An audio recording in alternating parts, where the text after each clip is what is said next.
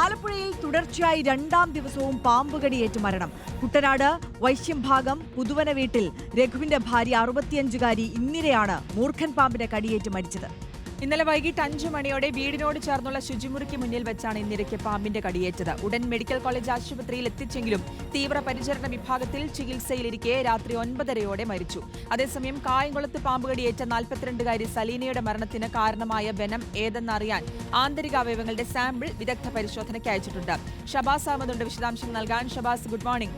ആലപ്പുഴയിൽ ഇത് രണ്ടാം ദിവസവും പാമ്പുകടിയേറ്റുള്ള മരണം എന്നുള്ളത് ആശങ്കപ്പെടുത്തുന്ന കാര്യമാണ്, ഭീതി വിതയ്ക്കുന്ന കാര്യമാണ്. പലയിടത്തും ഈ സംഭവങ്ങൾ ആവർത്തിക്കുന്നു എന്നുള്ളത്.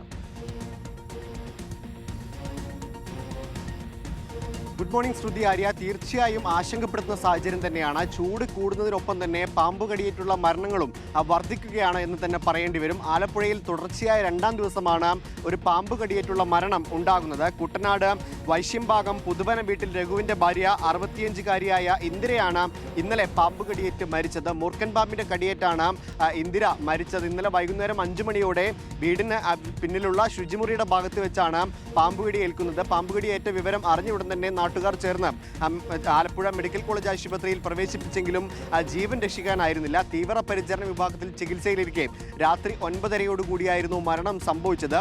ആന്റിവെനമൊക്കെ നൽകിയിരുന്നെങ്കിലും ജീവൻ രക്ഷിക്കാൻ സാധിച്ചില്ല എന്നാണ് മനസ്സിലാകുന്നത്. തുടർച്ചയായി രണ്ടാമത്തെ തവണയാണ് ഈ പാമ്പ് കടിയേറ്റുള്ള മരണം ആലപ്പുഴയിൽ ഉണ്ടാകുന്നത്. കഴിഞ്ഞ ദിവസം 42-കാരിയായ സലീനയും പാമ്പ് കടിയേറ്റ് മരിച്ചിരുന്നു. ഒരു വിവാഹ സൽക്കാരത്തിൽ പങ്കെടുത്തുകൊണ്ടിരിക്കവെയാണ് സലീനയ്ക്ക് പാമ്പ് കടി ഏൽക്കുന്നത്. സലീനയുടെ ആന്തരിക അവയവങ്ങൾ നിലവിൽ കൂടുതൽ പരിശോധനയ്ക്കായി അയച്ചിട്ടുണ്ട്. ആദ്യഘട്ടത്തിൽ സെലീനയ്ക്ക് ചികിത്സ കൃത്യമായി കിട്ടിയില്ല എന്ന പരാതിയൊക്കെ കുടുംബത്തിന്റെ ഭാഗത്തു നിന്ന് ഉയർന്നിരുന്നു.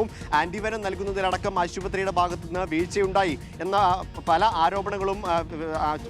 ആരോപണങ്ങളൊക്കെ കഴിഞ്ഞ ദിവസങ്ങളിൽ വന്നിരുന്നു. എന്തായാലും പോസ്റ്റ്മോർട്ടം റിപ്പോർട്ടിൽ പാമ്പ് കടിയേറ്റതായി കൃത്യമായി മനസ്സിലായിട്ടുണ്ട്. പാമ്പ് കടിയേറ്റ ആ ഭാഗം പോസ്റ്റ്മോർട്ടം റിപ്പോർട്ടിൽ കണ്ടെത്തിയിട്ടുണ്ട്. എന്തായാലും കൂടുതൽ പരിശോധനയ്ക്കായി സെലീനയുടെ ആന്തരിക അവയവങ്ങൾ കൃത്യമായി പരിശോധനയ്ക്കായി അയച്ചിട്ടുണ്ട്.